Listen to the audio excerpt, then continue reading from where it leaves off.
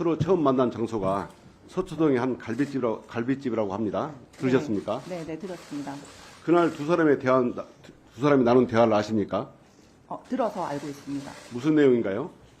일단 김건희 여사가 이제 명태균 대표를 봤을 때 조상의 공덕으로 이제 태어난 자손이다라고 얘기를 하면서 이제 첫 대면을 했다라고 들었습니다. 예.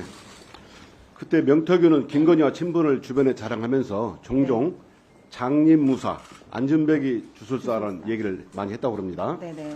정인 혹시 장님무사, 주술배기 주술사라는 말을 들은 적 있습니까? 네, 들었습니다. 무슨 뜻인가요? 이제 윤석열 대통령 같은 경우는 이제 장님, 이제 그 장님이지만은 칼을 잘 휘두르기 때문에 장님의 무사라고 했고, 그 김건희 여사 같은 경우는 밖으로 나가면 안 되는 주술사, 이제 예지력이라든지 이런 이제 주술 능력은 있지만 밖으로 나가면 안 된다 해서 그 장님의 어깨에 올라타서 이제 주술을 부리라는 그런 의미로 명태균 대표가 김건희 여사한테 얘기를 한 걸로 알고 있습니다. 예. 그러면 명태균 씨가 그럼 김건희와 관계 사이에 이런 무소에 관한 공감대는 많이 있었던 걸로 보입니다. 맞습니까? 네, 그렇습니다. 2021년 6월경에 윤석열 전 총장은 국힘에 입당해서 대선 출마에 뛰어들죠. 네. 그때 이동훈 전 조선일보 논설위원이 조선일보 대변인으로 임명되었고 그 이동훈 대변인이 특별한 이유 없이 10일 만에 돌연 사퇴합니다. 그때 정치권에서는 해석이 분분했는데요. 그 제보에 따르면 명태균이 김건희에게 이동훈과 윤석열의 기운이 서로 상충한다, 좋지 않은 인사다라고 조언한 후에 갑자기 경질됐다고 합니다. 이런 말씀 들어본 적 있습니까? 네, 들어서 알고 있습니다. 누구한테 들었습니까? 명태균 대표한테서 들었습니다. 그때 명태균 씨가 했던 얘기도 구체적으로 이런 내용입니까? 네, 구체적으로 그러니까 이게 대립되는 부분이라 아마 많이 부딪힐 거다라고 김건희 여사한테 얘기를 했고 김건희 여사가 그 얘기를 듣고 바로 이제 사퇴를 하게끔 만들었다 하시더라고요. 예. 윤석열 용산 대통령이 취임한 당선된 후에 김건희가 명태균에게 인수위 구성원의 관상을 봐달라는 제보가 있었는데 충분히 가능한 일인가요? 만약에 명태균 대표가 그렇게 선택을 했다 하면 가능하지 않았을까요? 이런 제보를 받았다는 얘기는 들었습니까? 네네. 그 명태균 씨한테 들었습니까? 네네. 예. 2021년 7월에 그 윤석열 전 총장이 정계에 입문한 지 며칠 안 되지 않아서 윤석열의 장모 최은순 씨가 요양동 불법 운영으로 법정 구속되죠. 네네. 그때 김건희가 악목을 꺾고 명태균이 꿈 해몽을 해줬다는 얘기가 있었는데 혹시 들어본 적 있습니까?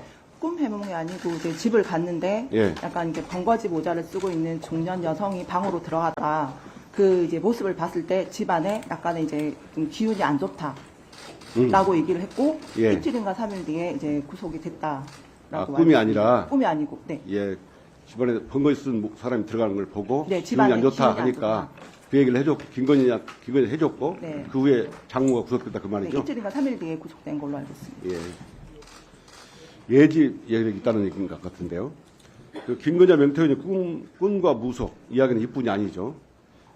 그해 12월 초에 김건희는 명태균에게 악몽을 얘기했고 명태균은 권성동, 장제원, 윤한홍이 총장님을 펄펄 끓는 솥에 삶아먹는 꿈이라고 해석했다 합니다. 혹시 이 얘기 들어보셨어요? 네, 들었습니다. 어떤 얘기입니까? 그 통화 녹취에도 있는 부분인데 이제 김건희 여사가 이제 꿈을 좀 안 좋게 꿨다라고 얘기를 하니까 이제 명태균 대표가 김건희 여사한테 그 윤핵관이라는 그 세 분이 윤석열을 팔팔 끓는 솥에 삶아먹는 그런 이제 현상이다라고 얘기를 했고 그 뒤에 김성동 의원 그 성추행 혐의 건에서 사건이 사건이 벌어진 걸로 들었습니다. 그럼 명태균 씨가 사전에 이런 얘기를 예견했고 이런 예지력이 있었고 그러자 이런 일이 생겼다는 거죠? 네. 명태균은 김건희와 친분을 자랑할 때 이런 얘기를 자주 했었습니까? 약간의 영적으로 이렇게 대화를 많이 한다라는 얘기를 하셨어요. 여러 번 자랑을 했어요? 네. 그럼 명태균이 허풍이라고 생각하십니까? 아니면 충분히 가능한 일이라고 생각합니까? 저는 충분히 가능하다고 생각합니다. 자, 녹취 한번 들어보시겠습니다. 명태균이 때문에 김건희 여사가 선생님 그거 하라고 줬는데 그 걔 사는 꼬라지 한번 봐봐라. 김영선은 간단해. 내가 가부실 나오면 여사가 알아서 황금이하고 우리 내 생계가 안 되기 때문에 김영선한테 당신 공천 왜 받았어? 왜 그런 얘기한 줄 알아? 그러면 알아서 안 줘. 사모하고 전화해갖고 대통령 난 김영수가 했는데 나한테 영상이 끝났어.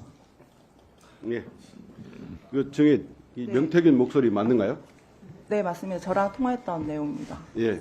김건희가 명태균 때문에 김영선에게 공천을 줬다는 얘기를 들리는데 네. 전후 사정을 잘 아는 증인이 보시기에도 명태균 때문에 김건희가 김영선의 공천을 준 걸로 보이십니까? 네.